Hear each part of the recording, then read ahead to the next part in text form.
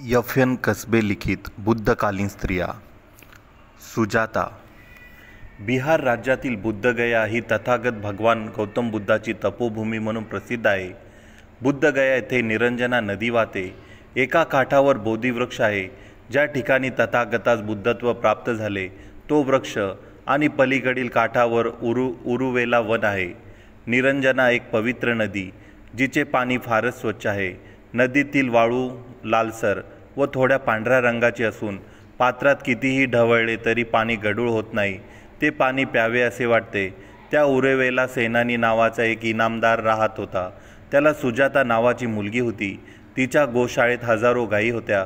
सुजातास मुलगा नव्हता म्हणून तिने एका वटवृक्षाला नवस केला होता की मला मुलगा झाल्यास दरवर्षी तो नवस फेडण्यासाठी मी स्वादिष्ट खीर बनवून वाटीन. त्याप्रमाणे तिला पुत्ररत्न लाभ झाला. सुजाताने तिच्या पन्ना नावाच्या दासीला नवस फेडण्याची जागा तयार करण्यासाठी पाठविले.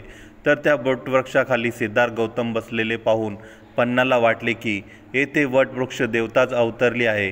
पन्ना दासी तिथून परत पळतच सुटली आणि सुजाता जवळ पोहोचली.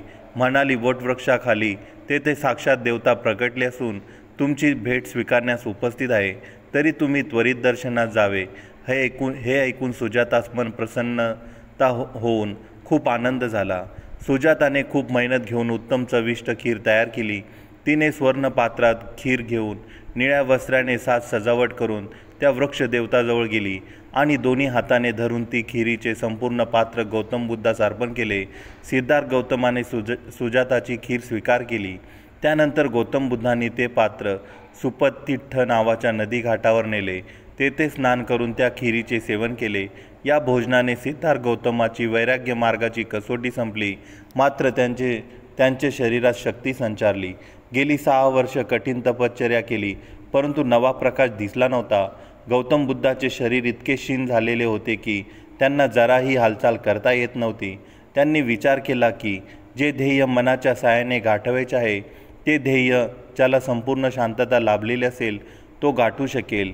सुजातांना दिलेल्या अन्नाचे सेवन करून ताजे तवाने झाल्यासारखे वाटले. नंतर तथागतांना आपल्या आतापर्यंतच्या अनुभवाविषयी विचार करून आपले सर्व मार्ग यशस्वी झाल्याचे दिसून आले. पुढे त्यांना ज्ञानप्राप्ती झाली कारण सुजाताने तथागतांना दिलेली खीर प्रशंसनीय ठरली. खीरीमुळे बुद्धी तल्लख होते. भूक लागत नाही, ती पौष्टिक असते. म्हणून सुजाता ही बुद्धकालीन इतिहासात प्रसिद्ध झाली. नमो बुद्धाय. साधू साधू साधू.